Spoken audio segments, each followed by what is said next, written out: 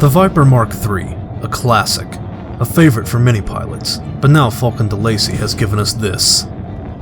Meet the Viper Mk4. They've widened out the nose, as well as the rest of the body, giving it more aggressive looking angles and even a spoiler which is completely useless in space. This leads me to believe that someone on the Delacy design team added this on Bring Your Kid to Work Day. The cockpit also looks identical to the Mk3, and when we put them side by side, can you tell the difference without looking at the ship status hologram? You figure the new ship would have a brand new looking cockpit. But no, this one looks like they scrapped old Mk3 cockpits and built the Mk4 around it. All that aside, let's take the two Vipers out for a race. Both ships are boosting off the line, heading for the mail slot. Who's gonna get there first? Looks like the Mk3 is through and the Mk4 is now through. Both ships now pitching up, heading towards the habitation ring. They'll loop around those and head back down towards the station.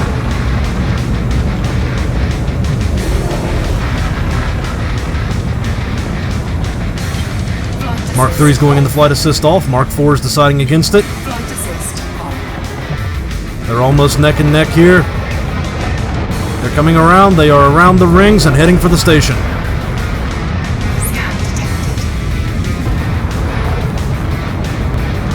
Mk3 is going to have to kill off some of its speed if it doesn't want to crash, and it's deploying its cargo bay to slow it down. Through the first ring, both ships coming up on the second ring. Both ships are... oh no, the Mk4 has hit the ring! Going down to the straightaway, 3 through the solar panels, 4 through the solar panels, heading up on the rear of the station now. Mk3 shows off its agility as it hugs to that wall. Mk4 appears to be drifting a little bit. It's recovered. It's caught up to the 3. They're heading up to the straightaway once again, coming back around to the solar panels. Mk3 really showing off its speed here. The Mk4 is struggling to keep up as the Mk3 gets ready to approach the first ring. It's under. Second ring coming up. Ooh, bit of a ding. Second ring through. Mk4 now just hitting the rings, passing by the station arm. Second ring as the Mk3 turns its way towards the slot.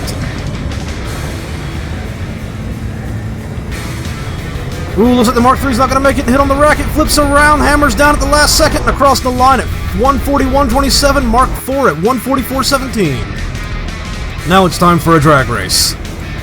I'm in the Mk4, I've got a friend in the Mk3. Boosting off the line, looks like I've got an advantage over the Mk3 already with a good start. The time's in the bottom right is mine, bottom left is the Mk3. Oh, there's the Mk3. He's coming on my right. And now he's moved in on his left. That's convenient since I've got his timer over there. First thing I can say right away is that I don't think I'm going to catch him. Around the station, I might have stood a chance against the Mk3 with the Mk4, but the Mk4 is just too heavy. We're 35 seconds into the race and he's already got a kilometer on me and he's gaining. There's no way I'm going to win this.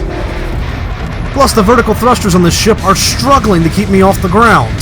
You can hear my proximity alarm going off there. If I can't win, and I'm not feeling like cheating because I really don't want to have to try and shoot down one of my favorite ships in a race, I'm going to have to see just how close I can get. It's a 25-kilometer run to the other side of this canyon from the other side of the base that we started at. And he has got it in 1 minute 27.28. Where will I come in at? Almost there. And here's where I forget to pull up soon enough, and I smack into the wall at 1 minute 17.28. Exactly 10 seconds.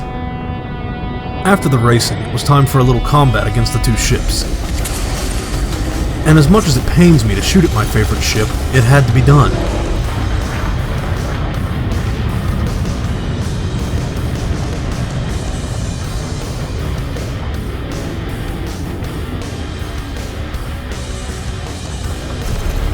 Right away, I noticed that the Mk4 has terrible agility, which is a strike against its Viper heritage.